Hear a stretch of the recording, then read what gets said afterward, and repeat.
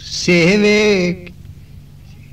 శ్రీగిరి మల్లిక అర్జున మఖాలింగం శివాలింగితం. జగద్గురు శ్రీ శంకర భగవత్పాదాచార్యుల వారు రచించిన సుప్రసిద్ధమైన స్తోత్ర కావ్యం శివానందలహరిలోని వాక్యమిది. ఇప్పుడు నేను చదివిన ఈ వాక్యం భగవత్పాదుల వారు రచించిన శివానందలహరిలోది. జగద్గురు శ్రీ శంకర భగవత్పాదులు ఎంతో సాహిత్యాన్ని సృష్టించారు. వాటిల్లో స్తోత్ర కావ్యాలుగా ప్రసిద్ధి చెందిన మహాగ్రంథాలు శివానందలహరి, సౌందర్యలహరి.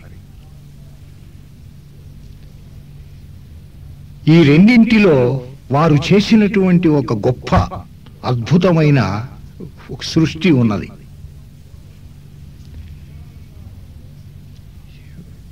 శివానందలహరిలో మానవ దేహంలో ఉన్న అరిషడ్వర్గానికి సంబంధించిన విషయాలు ప్రోది చేసి చెప్పారు. సౌందర్యలహరిలో కుండలిని పరాభట్టారిక షట్చక్ర వీధి సంచారం చేసే షట్చక్రాలని గురించి చెప్పారు. అంటే మానవ దేహంలో ఉన్న రెండు చక్రాలు, ఒకటి అరిషడ్వర్గం, ఇంకొకటి షట్చక్రములు. ఈ రెండింటినీ వస్తువులుగా తీసుకుని ఒకదాన్ని శివానందలహరిలో, ఇంకొక దాన్ని సౌందర్యలహరిలో ప్రతిపాదించారు.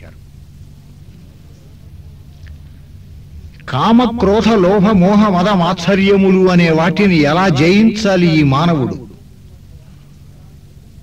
అన్న విషయాన్ని అక్కడ అనేక శ్లోకాల్లో ఎంతో చమత్కారజనకంగా, భక్తి భావ బంధురంగా, ఓతప్రోతంగా చెబుతూ వెళ్ళారు. వీటిని భక్తి వల్ల జయించి మానవుడు పరిశుద్ధుడు కావచ్చు, నిర్మలాత్ముడు కావచ్చు అని చెప్పినటువంటి మహా విషయం శివానంద లహరిలో మనకు కనపడుతుంది.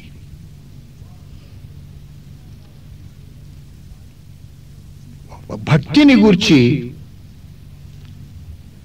వారు చెబుతూ మోహాన్ని ఎట్లా జయించాలో చెప్పినటువంటి ఒక లోకోత్తరమైన శ్లోకం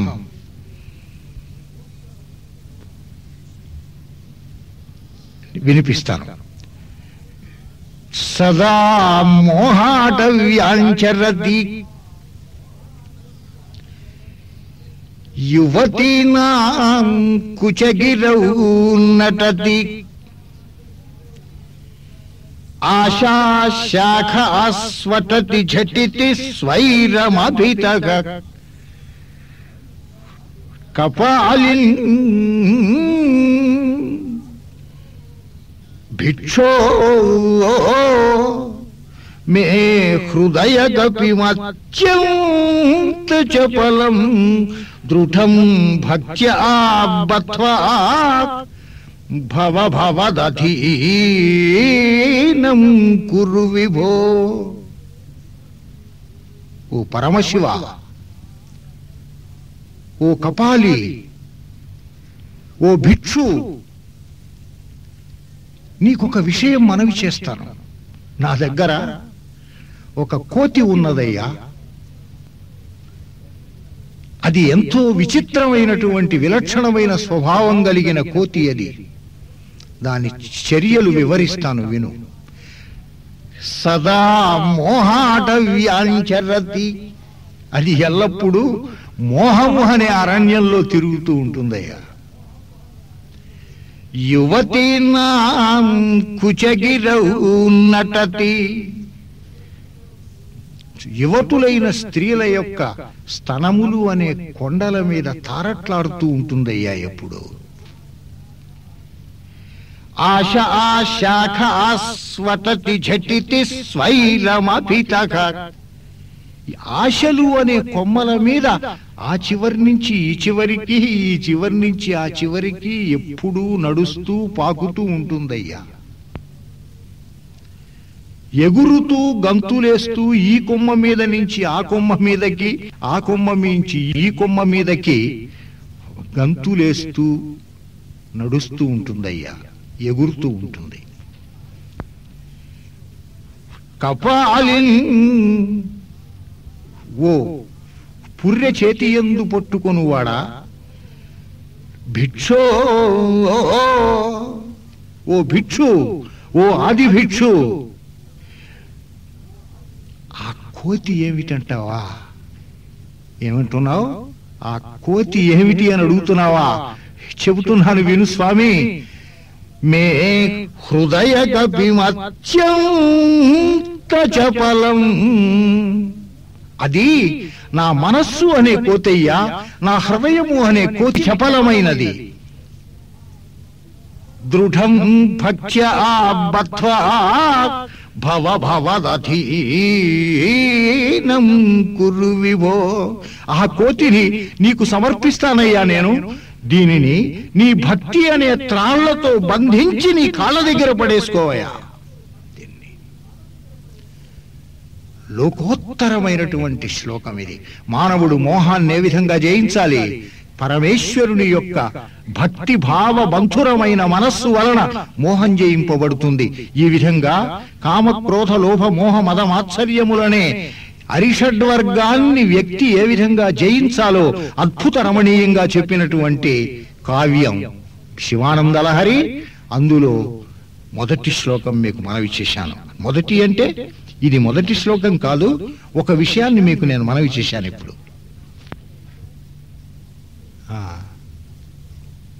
ఇందులో ఎంత గొప్ప కవితా శిల్పాన్ని పెట్టారంటే, ఆశా శాఖ స్వతతి ఝటితి స్వైరమభితః. ఆశా శాఖ అనే మాటల్ని దీర్ఘమైన అక్షరాలతో రూపొందించటం ద్వారా చెట్టు యొక్క కొమ్మలు ఎంత పొడుగ్గా ఉంటాయో, మానవుని యొక్క ఆశలు ఎంత పొడుగ్గా ఉంటాయో అది చూపించటానికి వారు చూపించినటువంటి, వారు చేసిన అక్షర శిల్పాన్ని గనక గమనిస్తే, ఆశా శాఖ స్వతతి ఝటితి స్వైరమభితః. అలా కొమ్మ మీద నడుస్తున్న కోతి మధ్య మధ్య గంతులేస్తున్న విధానాన్ని అక్కడ అతతి ఝటితి స్వైరమభితః అనే అక్షరాల్లో ఏ విధంగా కోతి గంతులేస్తుందో చూపించడం జరిగింది. ఈ విధమైన అద్భుతమైన అక్షర శిల్పం, వాక్య శిల్పం, రచనా శిల్పం ఈ శ్లోకంలో మనకు కనపడుతుంది.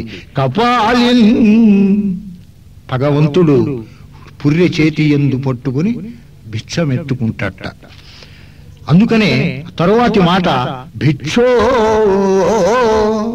ఓ ఆది భిక్షు అని సంబోధిస్తున్నారు. ఈ సంబోధన చేయటంలో మామూలుగా చేయటమే కాదు, ఒక పరమ రహస్యం చెప్తున్నట్లుగా మనకి ఇక్కడ కనపడుతుంది. అంటే మామూలుగా మనం బజార్లలో బిచ్చమెత్తుకుండేటటువంటి బిచ్చగాళ్ళను చూస్తూ ఉంటాం. వాళ్ళెంబటి ఒక కోతి ఉంటుంది. కోతి లేకుండా బిచ్చగాళ్ళు రావచ్చు కదా, వస్తారు, వాళ్ళకి మనం బిచ్చం వేస్తాం.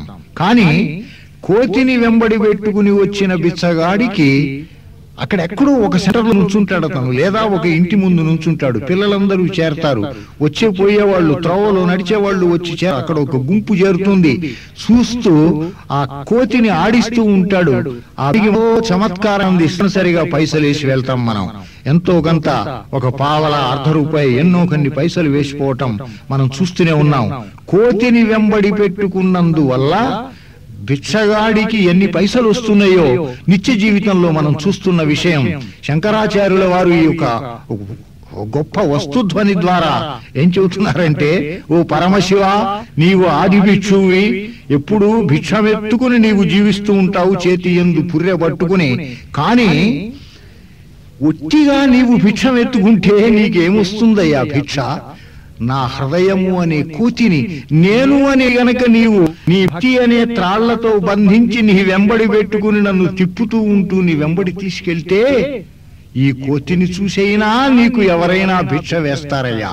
ఇంత చమత్కారంగా అద్భుతమైన లోకోత్తర రమణీయమైన శ్లోకం రాశారు శంకరులు. సదా మోహాటవ్యాంచరతి యువతీనాం కుచగిరౌ నటతి ఆశా శాఖా స్వటతి ఝటితి స్వైరమభితగ కపాలిన్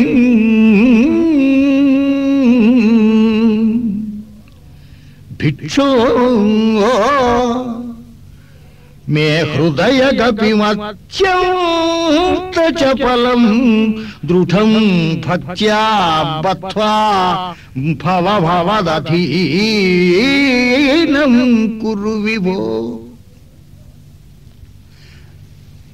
భక్తిని గురించి ఇంత బాగా చెప్పిన శంకరులు, మోహాన్ని ఏ విధంగా జయించాలో చెప్పిన శంకరులు భక్తి అంటే ఏమిటో మరొక చోట ఎంత చక్కగా వివరిస్తున్నారో చూడండి. అంకోలం నిజ బీజ సంతతికి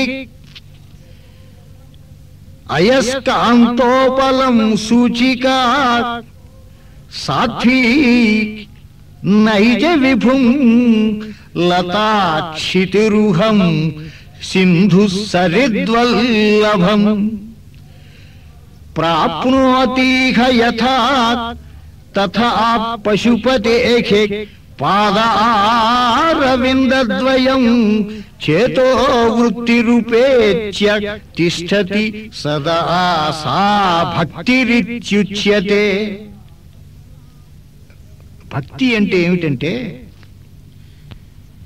భగవంతుడి వైపు తీవ్రమైన తపనతో తహతహలతో భగవంతుడి వెంబడి పడుతూ ఉండాలి మనస్సు. అది భక్తి యొక్క లక్షణం.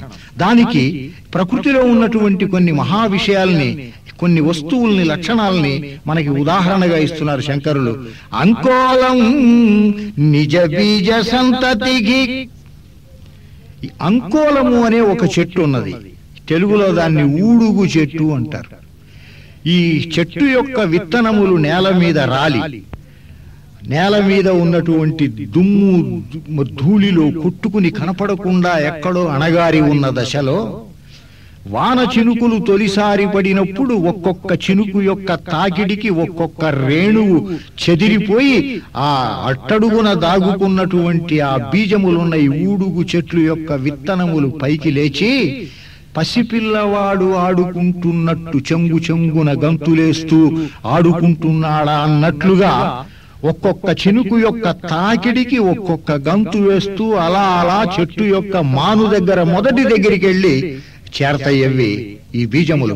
సృష్టిలో ఇదొక అద్భుతమైన వృక్షం. ఇది ఈ వృక్షము యొక్క బీజములు ఎక్కడో పడిన బీజములు ఆ చినుకుల తాకిడికి అలా ఎగురుతూ వచ్చి చెట్టు మొదటికి చేరుకున్నట్లు ఎక్కడెక్కడో ఉన్నటువంటి మానవ మనస్సులు ఏ దుమ్ము ధూళి కొట్టుకుని ప్రాపంచిక సంసార సుఖములు వాటిల్లో కొట్టుమిట్టాడుతున్న ఈ మనస్సుల మీద ఉన్నటువంటి దుమ్ము ధూళి తొలగిపోయి ఏదో ఒక భక్తి అనే చినుకుల తాకిడికి మనస్సు తహతహతో అలా పొంగుతూ ఉత్సాహంతో ఎగిరి గంతులేస్తూ ముందుకు పోయినట్టు భగవంతుడి దగ్గరికి చేరుకోవాలి మనస్సు.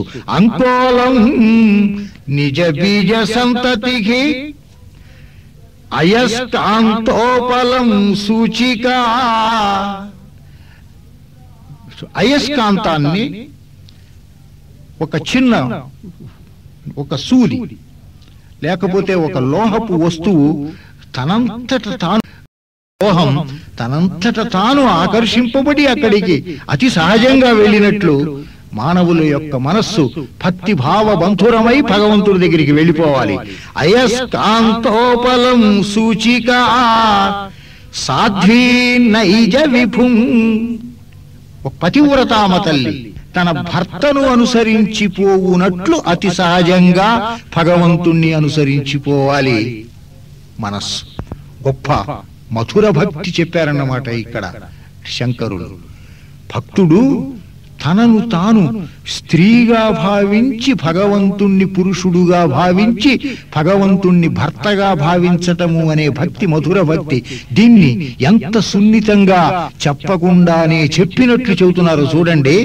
పతివ్రత అయిన స్త్రీ తన భర్తను అతి సహజంగా అనుసరించిపోయినట్లు భక్తుడు భగవంతుణ్ణి అనుసరించిపోవాలి. లతాక్షితిరుఖం, తీగ చెట్టుని అనుసరించిపోయి అల్లుకున్నట్లు. ఇది చాలా చిత్రమైన విషయం. తీగని మీరు ఎన్ని విధాలన్నా ప్రయత్నం చేసి దాన్ని ఎటువైపునన్నా తిప్పటానికి ప్రయత్నించండి, ఒక ముడి వేసి కట్టి వేసి పెట్టండి తాడుతో, కానీ అది అంతవరకే నువ్వు ఆపగలదు. గాని తర్వాత 4 రోజుల తర్వాత చూసినప్పుడు అది ఎటు పోవాలో అటే పోతుంది. చెట్టు యొక్క మాను ఎక్కడున్నదో ఆ చెట్టు వైపునికే వెళ్ళిపోతుంది. ఇది అతి సహజంగా జరిగేటటువంటి లక్షణం. సింధు సరిద్వల్లభం, నదులు సముద్రాన్ని చేరుకున్నట్లు. నదీనాం సాగరవు గతి అని మనకు మామూలుగా వినేటటువంటి మాట. నదులన్నీ ఎక్కడ చేరుకుంటాయి? సముద్రంలోకి వెళ్ళి పడతాయి నదులు. ఇది మామూలుగా మనకి తెలిసిన విషయం. ఆ విధంగా ఈ భక్తుని యొక్క మనస్సు మరి భగవంతుడి దగ్గరికి చేరుకోవాలి. అతి సహజంగా నదులు సముద్రంలో చేరుకున్నట్లు. ఇక్కడ ఒక విషయం మనవి చేస్తాను నేను. నాసిక్లో గోదావరి జన్మించింది. నాసిక్ నుంచి పశ్చిమ సముద్రం 50 కిలోమీటర్లు. కానీ ఆ గోదావరి నది దగ్గరలో ఉన్న సముద్రంలోకి ప్రవహించటల్లా దాదాపు 900 కిలోమీటర్ల దూరంలో ఉన్నటువంటి బంగాళాఖాతంలో తూర్పు సముద్ర తీరంలో ద్రాక్షారామ భీమేశ్వరంకి దాపులో ఉన్న సముద్రంలో కలుస్తుంది. ఎంత ఆశ్చర్యకరమైన విషయం! దగ్గరున్నటువంటి పశ్చిమ సముద్రంలో ప్రవహించకుండా, కలవకుండా ఇన్ని 100 కిలోమీటర్ల దూరంలో ఉన్న బంగాళాఖాతానికి వెళ్లి ఎందుకు ప్రవహిస్తున్నది? దీనికి చమత్కారంగా పెద్దలు భలే తమాషాగా చెప్పారు. మహా అందంగా ఒక భావాన్ని. ఏమీ లేదు, ద్రాక్షారామ భీమేశ్వరుడు పరమశివుడి కదా, పరమశివుడి దగ్గరికి చేరుకోవలసినటువంటి దక్షిణ గంగ గోదావరి. గోదావరికి రెండో పేరు దక్షిణ గంగ అంటారు. పశ్చిమ సముద్రం దగ్గరున్నా సరే అక్కడ తనకిష్టమైనటువంటి అధిదేవత, తన భర్త, తనకు కావలసినటువంటి ప్రభు ఎవరు లేరక్కడ. కానీ బంగాళాఖాతం ఆ సాగర తీరంలో ద్రాక్షారామ భీమేశ్వరుడు ఉన్నాడు. దక్షిణ గంగ వంటి గోదావరికి శివుడంటే ఇష్టం. అందుకని అతని చుట్టూ ప్రవహిస్తున్నదా, ప్రవహించటానికి తహతహలాడుతూ పోతున్నదా అన్నట్లు పోయి సప్త గోదావర రూపంలో ప్రవహిస్తూ సముద్రంలో కలుస్తుంది. ఇది అతి సహజంగా కనపడేటటువంటి మామూలు ఉదాహరణే అయినా ఎక్కడ చేరుకోవాలో అక్కడికి చేరుకుంటాయి నదులు అతి సహజంగా. ఇది సృష్టిలో ఉన్నటువంటి పరమ రహస్యం. అందువల్ల నదులు సముద్రంలో చేరినట్లు భక్తుడు భగవంతుని హృదయానికి దగ్గర కావాలి, భగవంతుని పాదముల దగ్గరికి చేరుకోవాలి అని చెప్తున్నారు శంకరాచార్యుల వారు. సింధు సరిద్వల్లభం ప్రాప్నోతిహ యథా తథా పశుపతేః పాదారవిందద్వయం చేతో వృత్తిరూపేత్య తిష్ఠతి సదా సా భక్తిరిత్యుచ్యతే.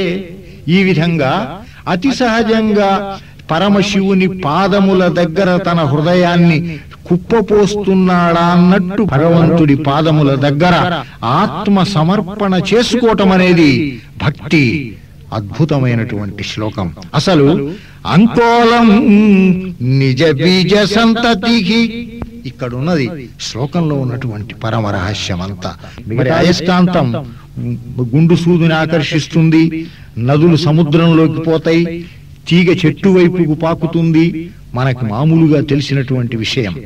ఈ ఔషధులున్న ఈ చెట్లు, వీటిల్లో ఎంత అద్భుతమైనటువంటి ప్రక్రియను సూచించే చెట్లు ఉన్నాయి.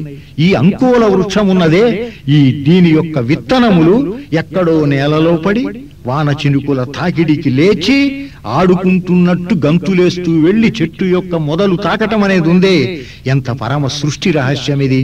ఇటువంటి పరమ రహస్య విషయాలను తీసుకొచ్చి ఒక్కొక్క శ్లోకంలో ఒక్కొక్క చోట గర్భీకరించి చెప్పారు శంకరాచార్యులు. అంకోలం నిజ బీజ సంతతికి అయస్కాంతోపలం సూచికా సాధ్వీ నైజ విభుం లతాక్షితిరుఖం సింధు సరిద్వల్లభం ప్రాప్నోతిహ యథా తథా పశుపతేః పాదారవిందద్వయం చేతో వృత్తిరూపేత్య తిష్టతి సదా సా భక్తిరుచ్యుచ్యతే. భక్తిని తల్లితో పోలుస్తూ భక్తుణ్ణి పసి బిడ్డతో పోల్చడం జరుగుతున్నది శంకరులు. చూడండి, తల్లి తన బిడ్డను ఎంత అపురూపుగా, ఎంత జాగ్రత్తగా అడుగడుగునా కనిపెట్టి అతన్ని పైకి తీసుకొస్తుందో, భక్తి అనే తల్లి భక్తుడు అనే పసిబిడ్డను అంత జాగ్రత్తగా సాకి పెంచి పెద్దవాణ్ణి చేసి భగవంతుడు తన దగ్గరికి తీసుకుంటాడట.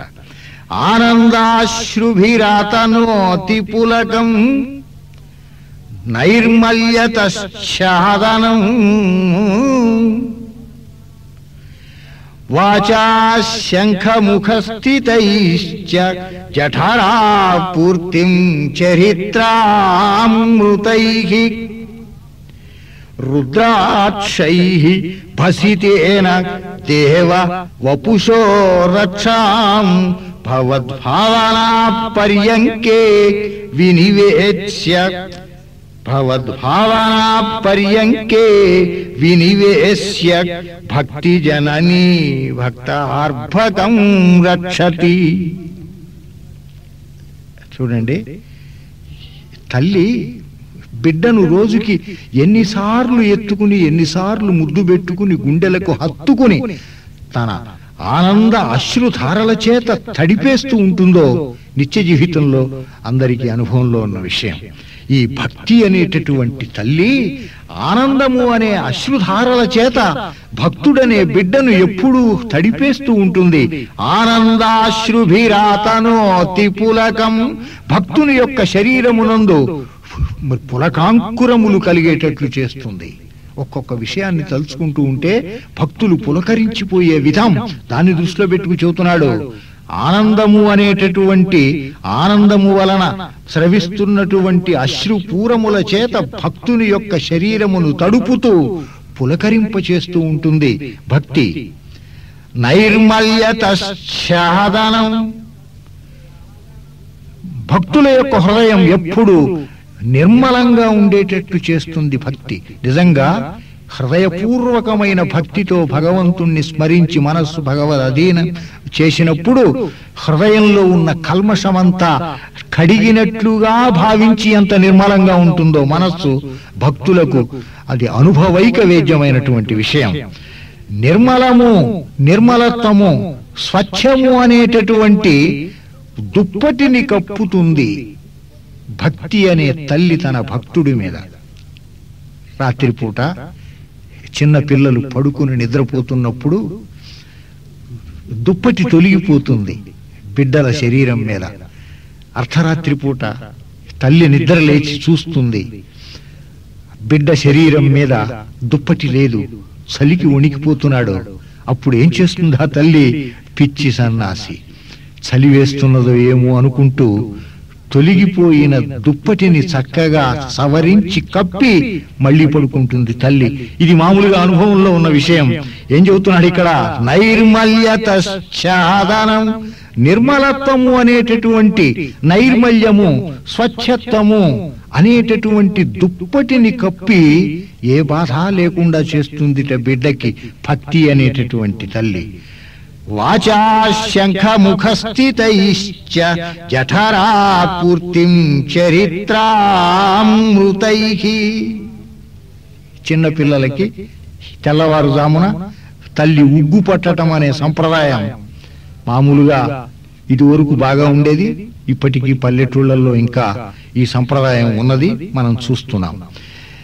ప్రొద్దున్నే లేచి 4:30-5 గంటలప్పుడు బిడ్డను తన తొడ మీద పడుకోబెట్టి, ఎల్లికలా పడుకోబెట్టి, మరి చనుబాలు, ఆముదము మొదలైనటువంటి వస్తువులను రంగరించి ఉగ్గుపాలంటారు. వాటిని ఒక్కొక్క గుక్కే బిడ్డ యొక్క నోట్లో పోస్తూ ఉంటే అవి మింగలేక కక్కలేక ఆ శిశువు పడుతున్న అవస్థ, అది అవస్థనాలా, అది ఏడుస్తున్నట్టు కనపడతాడు శిశువు. అది ఏడుపా ఆనందమా మనం వర్ణించి చెప్పటానికి వీల్లేనటువంటి అదొక అద్భుతమైన పరమ రమణీయమైన సంగీతం అది. అలా ప్రొద్దున్నే లేచి తల్లి ఈ ఉగ్గుపాలు పోస్తున్నట్టు ఉగ్గు గిన్నెతో ఉగ్గుపాలు పోసి అతని కంఠమునందు సుడులు తిరుగుతున్న ఉగ్గుపాలలో పుడుతున్నటువంటి మధురమైన ధ్వనులు అని ద్వారా గొప్ప సంగీతాన్ని మనకి వినిపింపజేస్తుందే తల్లి. అలాగా ఇక్కడ ఈ భక్తి అనే తల్లి ఏం చేస్తుందిటంటే చాలా గొప్పగా చెప్పారండి ఇక్కడ శంకరులు. వాచా శంఖముఖస్థితైశ్చ జఠరా పూర్తిం చరిత్రామృతైకి. ఇక్కడ ఉగ్గు గున్నెలేవి అంటే బ్రహ్మసూత్రములు, ఉపనిషత్తులు, భగవద్గీత మొదలైన పవిత్ర గ్రంథములు ప్రస్థానత్రయం అంటారు. శంకరాచార్యుల వారు ప్రస్థానత్రయానికి భాష్యం రాశారు, మహాభాష్యం అంటారు. అద్వైత సిద్ధాంతానికి మూల గ్రంథములు శంకర భాష్యం, మీకు గీతా భాష్యం, ఉపనిషద్ భాష్యం, తర్వాత బ్రహ్మసూత్ర భాష్యం. ఈ మూడింటిని ప్రస్థానత్రయం అంటామే. ఈ ప్రస్థానత్రయము అనే వచస్సు ఏవైతే ఉన్నాయో, మాటలు, ఈ వచస్సులు గ్రంథములు ఏవైతే ఉన్నాయో, ఈ ప్రస్థానత్రయం అనే గ్రంథములే ఉగ్గు గిన్నెలుట. ఆ ఉగ్గు గిన్నెల్లో చెప్పబడినటువంటి వేదాంత పరమ రహస్యములు అనేటటువంటి ఉగ్గుపాలు, వాటితో భగవంతుని యొక్క జీవిత చరిత్రని, అతని చరిత్రాంశములను రంగరించి పోసి భక్తితో కలిపి భగవంతుడికి దగ్గరయ్యేటట్లుగా ఆ ఉగ్గుపాలు పోస్తూ ఉంటుంది తల్లి. చాలా గొప్ప పరమ రమణీయమైన అద్భుత రమణీయమైన భావం ఇది. వాచా శంఖముఖస్థితైశ్చ జఠరా పూర్తిం చరిత్రామృతైకి. ఉగ్గుపాలతో తల్లి బిడ్డ యొక్క ఆకలిని తీర్చినట్టు నిజమైన భక్తుని యొక్క, భగవంతుణ్ణి గూర్చి తపన పడే భక్తుని యొక్క ఆకలిని ఏ విధంగా తీరుస్తుంది భక్తి అనే తల్లి? ప్రస్థానత్రయమునందు చెప్పబడిన భగవద్ రహస్యములను చెప్పి ఆకలి తీర్చి సరి అయిన త్రోవలోకి నడిపిస్తుంది భక్తి అనే తల్లి. రుద్రాక్షై, పరమశివుడికి రుద్రాక్షలు అంటే చాలా ఇష్టం. మామూలుగా నేపాల్ వెళ్ళినప్పుడు జాతి రుద్రాక్షలు తెచ్చుకుంటుంటారు భక్తులు పశుపతినాథి దేవాలయం దగ్గర. భగవంతుని మరి పరమశివుని యొక్క భక్తికి, పరమేశ్వర భక్తికి చిహ్నములు రుద్రాక్షలు.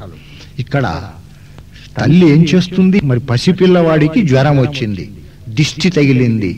ఎవరో విభూతి పెట్టేటటువంటి ఒక వైద్యుడి దగ్గరికి ఒక మంత్రము తంత్రం చేత మరి విభూతి, రుద్రాక్షలు, తాయెత్తులు కట్టేటటువంటి ఒక వైద్యుడి దగ్గరికో, ఒక మంత్రం నేర్చినటువంటి తంత్రం నేర్చిన వ్యక్తి దగ్గరికో వెళ్ళి తాయెత్తు వంటివి కట్టించినట్లు తల్లి ఏం చేస్తుందంటే పరమశివుని యందు బిడ్డకి భక్తి భావం ఏర్పడటానికి వీలుగా రుద్రాక్షల చేత అలంకరిస్తుంది పసివాణ్ణి తల్లి. ఒక రుద్రాక్షలే కాదు, ఆ తర్వాత ఇంకొక మాట చెప్తున్నారు. భసితేన, భస్మం, విభూతి పుయ్యటం వంటికి, నుదుటి మీద విభూతి రేఖలు, గుండెల మీద, చేతులకు విభూతి పూయటం మనం చూస్తూ ఉంటాం భక్తులు, శివభక్తులు. ఈ విభూతి అనేది పెట్టటం ఉన్నదే, ఇది పసిపిల్లలకి ఏదైనా ఒక చిన్న అనారోగ్యం చేసింది అనుకోండి, తల్లి ఆ మంత్రతంత్రములు తెలిసిన వైద్యుడి దగ్గరికి వెళ్ళి విభూతి పెట్టిస్తుంది. ఒంటి మీదే కాదు, నోట్లో ఇంత విభూతి, చిటికెడు విభూతి వేయటం కూడా మనం చూస్తున్నాం.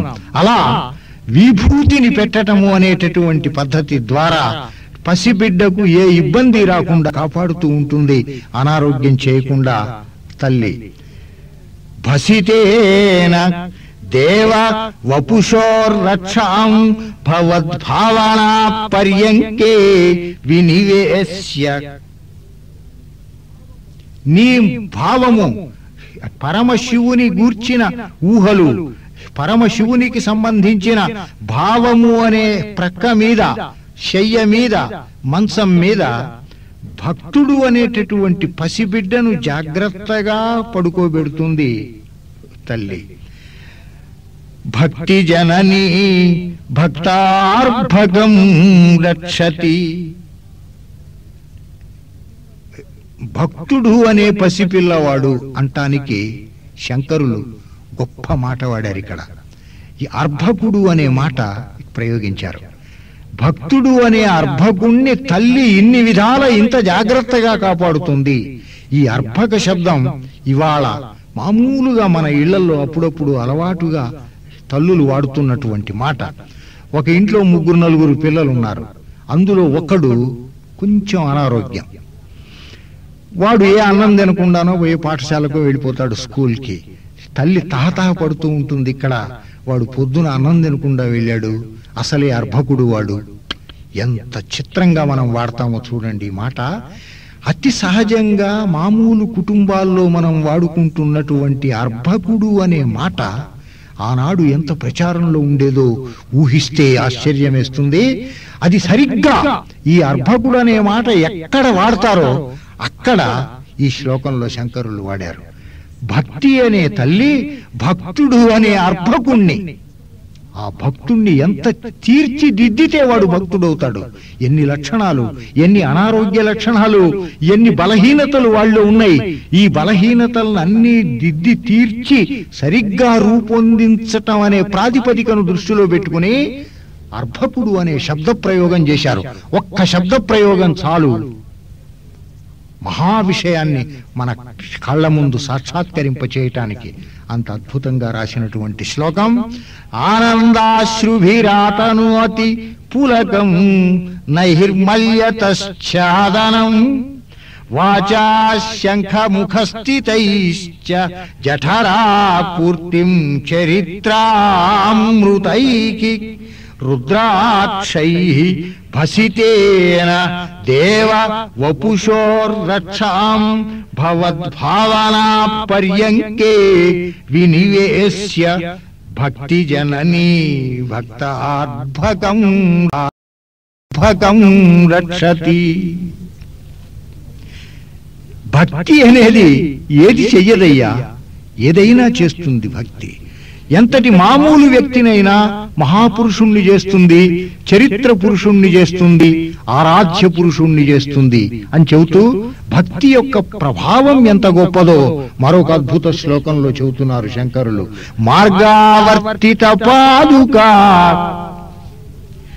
పశుపతే అంగస్య కుహుర్చాయతే గండూషాంబు నిషేచనం పురరిపోఖు దివ్యాభిషేకాయతే కించిత్ భక్షితమాంసశేషకవళం భక్షితమాంసశేషకవళం నవ్యోపహారాయతే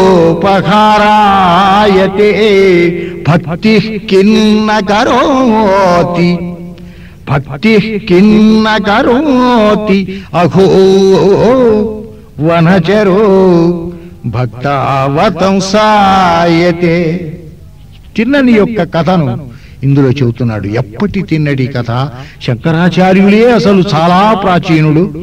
ఆయన ఎప్పుడు జన్మించి ఎప్పుడు సిద్ధి పొందారు, వారి కాలం అనే విషయంలో ఎంతో చర్చ జరుగుతున్నది. మన పౌరాణించేవాళ్ళు ఎన్నో శతాబ్దాల కిందట, ఎన్నో వేల సంవత్సరాల కిందట శంకరులు జన్మించారని నమ్ముతూ ఉంటే, ఆధునిక చరిత్రకారులు ఎంత తగ్గించి చెబుదామనుకున్నా 7-8 శతాబ్దాలలో శంకరుడు జీవించినట్టు చెప్తున్నారే.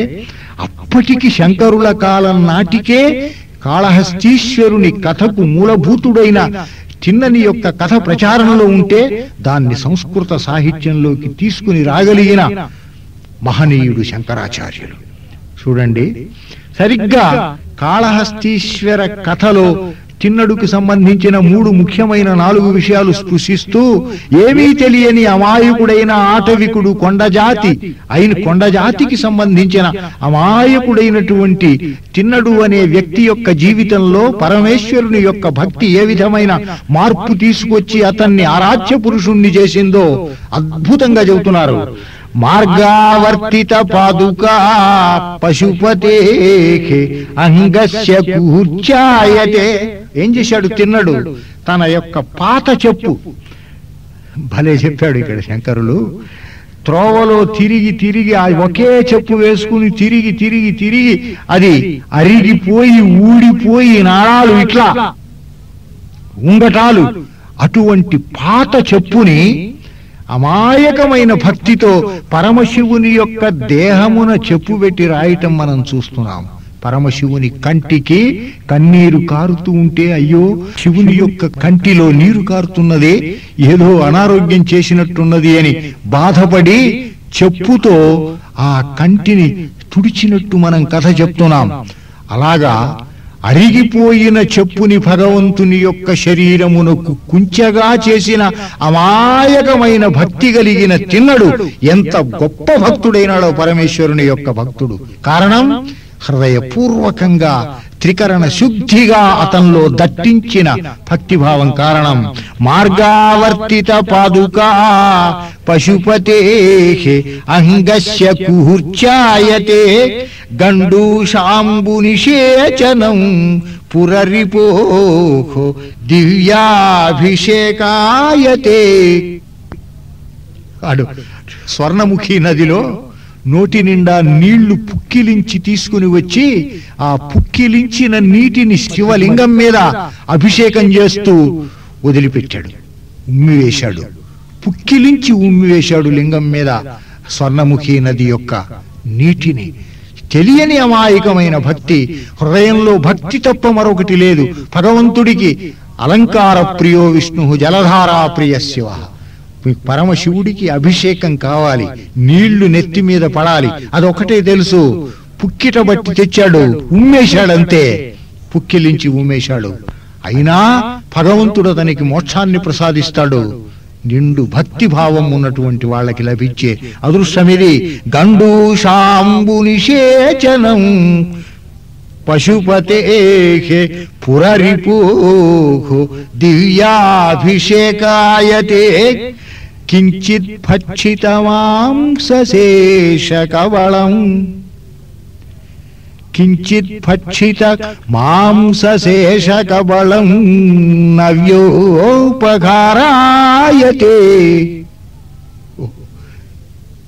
ఎంత అద్భుతమైన భావం! మాంసం తిన్నాడు, పచ్చి మాంసం, పచ్చి కరకు మాంసం అంటారు. కొరికాడు, ఎంగిలి చేశాడు, మిగిలిన మాంసం తీసుకొచ్చి భగవంతుడికి నైవేద్యం పెట్టాడు. అది పెట్టేటప్పుడు ఏ విధం అనుకున్నట్ట, ఎలా అనుకున్నట్ట, మంచి ఒక వస్తువుని నేను భగవంతుడికి ఆహారంగా నైవేద్యం పెడుతున్నానని భావించట. భగవంతుడు ఆ విధంగా భావించాడు. ఎంగిలి చేసిన ఆహారమైనా ఇంత నిండు హృదయంతో భక్తితో ఇస్తున్నది చాలా ఆనందంతో అప్పటికప్పుడు వేడివేడిగా తయారు చేసిన ఒక ఆహారంగా భావించి స్వీకరించాడు పరమశివుడు. అతని యొక్క భక్తి భావాన్ని అర్థం చేసుకుని కించిత్ భక్షిత మాంసశేష కవళం నవ్యోపకారాయతే భక్తి కిన్న కరోత్యఘో. అయ్యా, భక్తి అనేది ఏది చెయ్యదయ్యా, ఏదైనా చేస్తుంది భక్తి. ఎటువంటి వాణ్ణి ఎటువంటి స్థితికైనా తీసుకువెళ్తుంది. వనచరో వనచరో భక్తావతంసాయతే. భక్తుల్లోకెల్లా అగ్రగణ్యుడైపోయినాడు ఆ తిన్నడు. ఎక్కడో కొండ జాతిలో జన్మించినటువంటి వ్యక్తి, ఆటవికుడైన వ్యక్తి. కాళహస్తీశ్వర దేవాలయం ఎంత గొప్పది! అందులో శంకరాచార్యుల యొక్క శివానందలహరి వంటి కావ్యం, తెలుగులో తూర్జటి మహాకవి రచించినటువంటి కాళహస్తీశ్వర శతకం, అందులో చెబుతారు. అందులో తూర్జటి ఒక గొప్ప పద్యం రాశాడు. ఏ వేదంబు పఠించెలూత. పరమశివ, ఎటువంటి వాళ్ళకి నువ్వు మోక్షం ప్రసాదించావయ్యా? సాలెపురుగా, ఏనుగా, పామా, ఆటవికుడైన తిన్నడా, ఏమిటి వీళ్ళందరూ? వీళ్ళందరికీ గొప్ప చరిత్రను కల్పించి ఒక పుణ్యక్షేత్రాన్ని కల్పించి వీళ్ళకి మోక్షాన్ని ప్రసాదించావే, వీళ్ళు ఏం చదువుకున్నారని ప్రశ్నిస్తూ ఒక అద్భుతమైన శ్లోకం రాశాడు ధూర్జటి. ఇదిగో శంకరాచార్యుల వారి శ్లోకాలకు తెలుగులో దీటైన పద్యాలు రాసిన కవి ఈ ధూర్జటి. ఏ వేదంబు పఠించెలూత భుజగం వేశాస్త్రముల్ సూచే. లూత అంటే సాలెపురుగు. సాలెపురుగు ఏ వేదములు పఠించిందయా? దానికి అసలు ఏమొచ్చు? అయినా దానికి మోక్షం ఇచ్చావే. భుజగం వేశాస్త్రముల్ సూచే.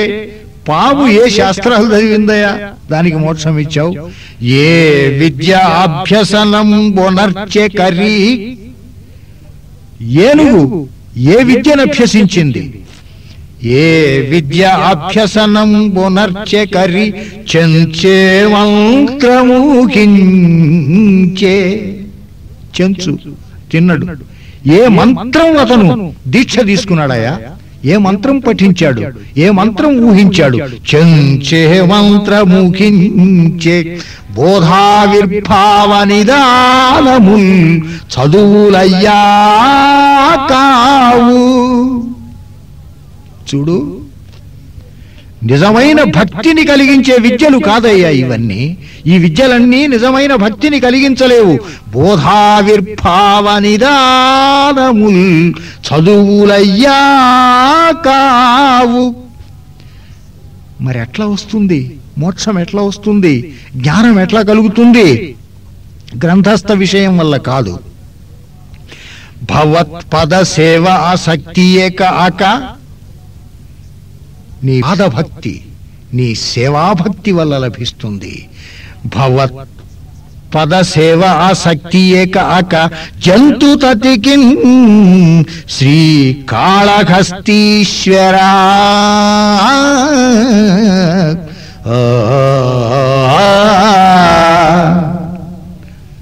చాలా గొప్ప పద్యం.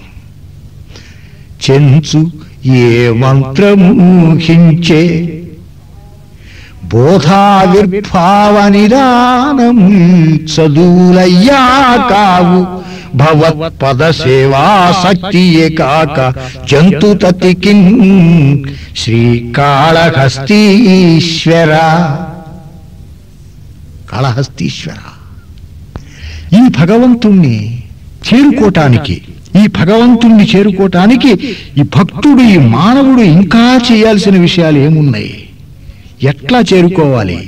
జీవన్ముక్తుడంటే ఏమిటి? ఎవరు నిజమైన భక్తుడో అతను జీవన్ముక్తుడు. పోతన గారి విషయం, ఇంకా ఈ కాళహస్తీశ్వర మాహాత్యాన్ని, కాళహస్తీశ్వర శతకాన్ని రచించిన ధూర్జటి, వీళ్ళందరికీ మోక్షం వచ్చిందని నమ్ముతున్నాం మనం.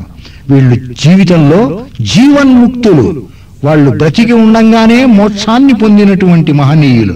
మరి జీవన్ముక్తిని యొక్క లక్షణం ఎలా ఉంటుంది? భక్తి యొక్క మరొక భాగమైనటువంటి ఒక మహాభక్తుడు ఒక జీవన్ముక్తుడు కావటానికి ఇంకా ఏం చెబుతున్నాడు శంకరులు?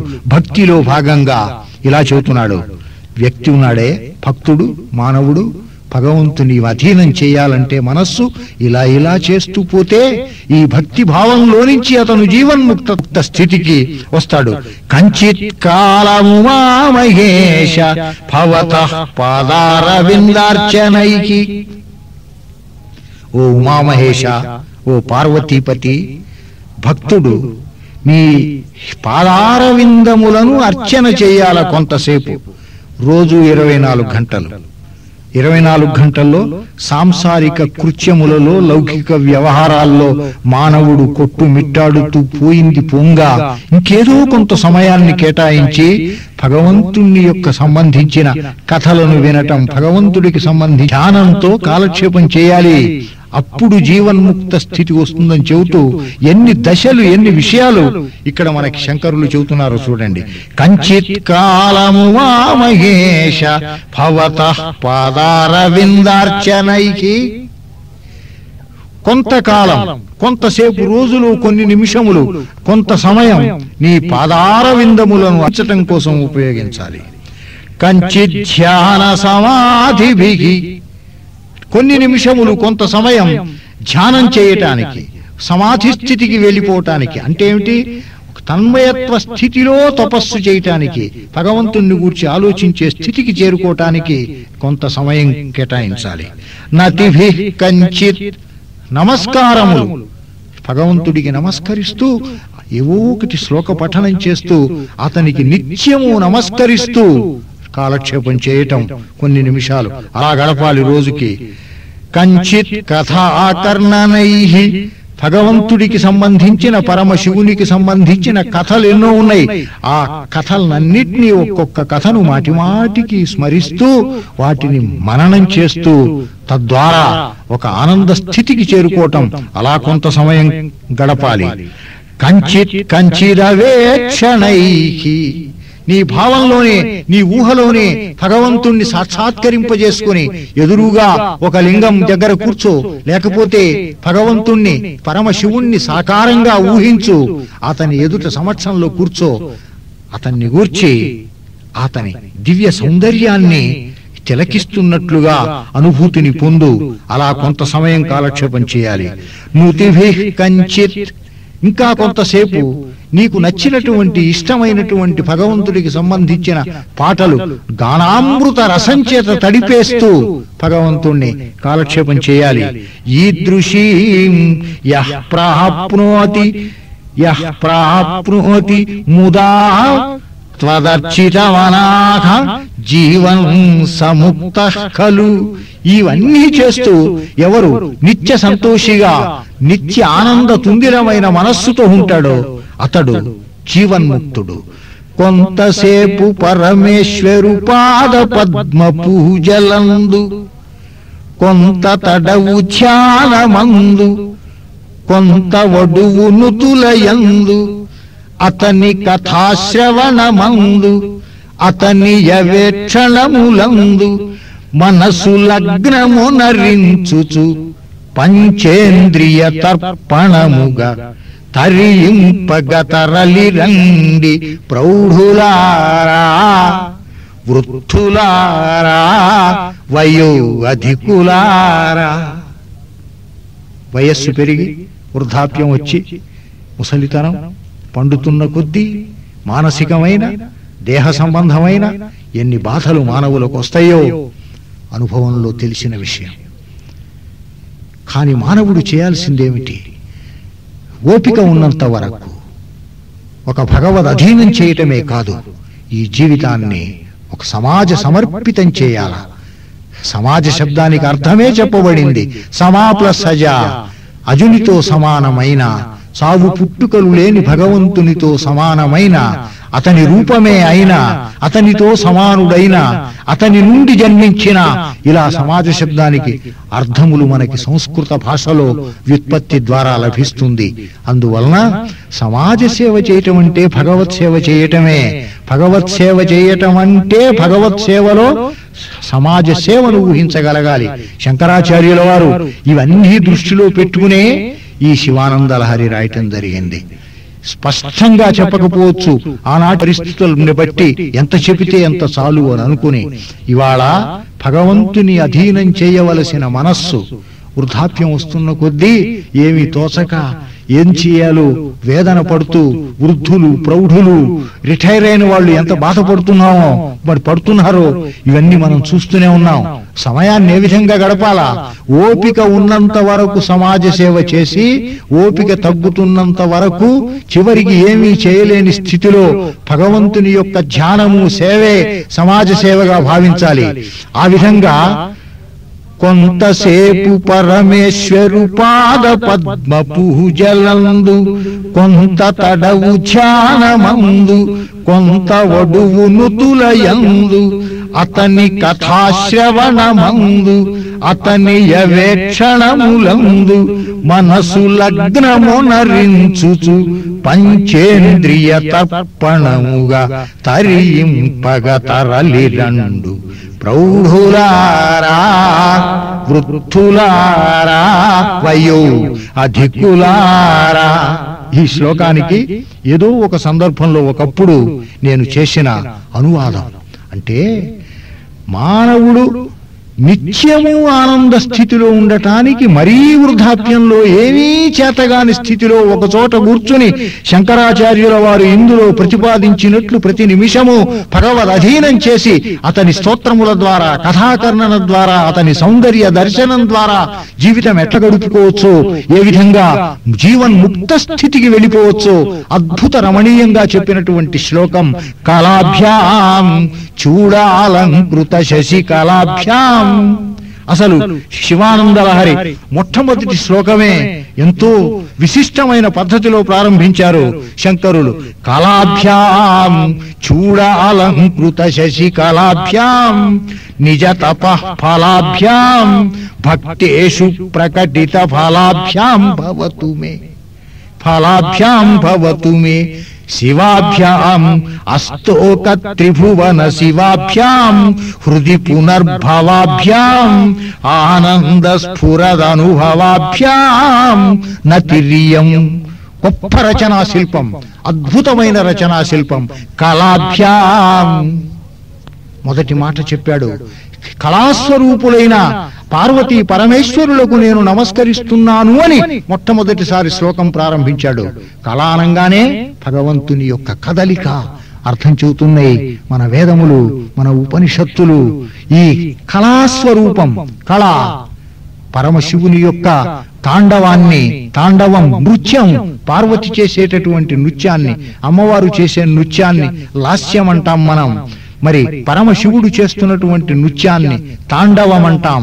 శివ తాండవం, శివాలాస్యం అనటం మనకి తెలుసు. అంటే భగవంతుడు కళాధిదేవత, పరమశివుడు కళాధిదేవత, అమ్మవారు కళాధిదేవత. ఈ భావాన్ని సూచిస్తూ కళాభ్యాం అని మొదలుపెట్టాడు. అయితే ఒక రహస్యం ఉంది ఇక్కడ. పరమశివుడు పార్వతీ పరమేశ్వరుడు కేవలం ఒక తాండవానికి, ఒక లాస్యానికే కాదట. తెలుగులో ఒక గొప్ప కవి ఉన్నాడు, ఎర్రాప్రగడ, శంభుదాసు బిరుదాంచితుడు, ప్రబంధ పరమేశ్వర బిరుదాంచితుడు, కవిత్రయంలో ఒకడు. ఎవ్వరూ చెప్పని ఒక మహావిషయం చెప్పాడు ఆయన. అదేమిటంటే పరమశివుడు సాక్షాత్తు కాదు, పరమశివుని యొక్క నెత్తి మీద చంద్రవంక ఉన్నదే, నెలవంక.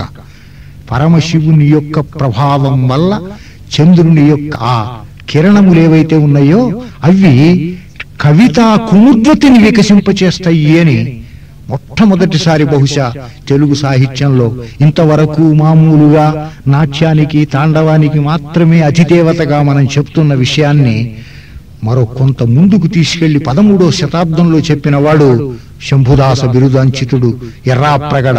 వరలు జటాటవిన్ కుసుమ వల్లరులై, గొప్ప పద్యం రాశాడు. వరలు జటాటవిన్ కుసుమ వల్లరులై చదలేటి నీటి నెత్తరుల జనించు క్రొన్నురువు తండములై తల చుట్టూ ఆర మేనరవుడ కుప్ప సంపు పొరలై చెలువారు శివేందు చంద్రికల్ నెరయగబ్రోచు మన్ముఖమనీషత కావ్య కళా కుముద్వతి. నెరయగబ్రోచు మన్ముఖమనీషత కావ్య కళా కుముద్వతిన్.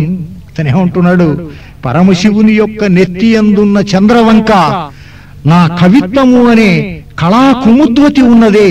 అంటే ఎన్నో కలువలతో నిండినటువంటి నా కవిత్వము అనే సరస్సుని నిండుగా వికసింపజేయుచు నా కవిత్వాన్ని మరి వెలయింపచేయుగాక, నా నోటిలో నుంచి నా కవితా సంపద చక్కగా వికసించునట్లు చేయుగాక. తెలుగు సాహిత్యంలో ఇటువంటి పద్యం లేదు. అతను పరమశివుని యొక్క భక్తుడు, అందుకనే అతనికి శంభుదాసుడు అనే బిరుదు ఉన్నది. చాలా గొప్ప పద్యం.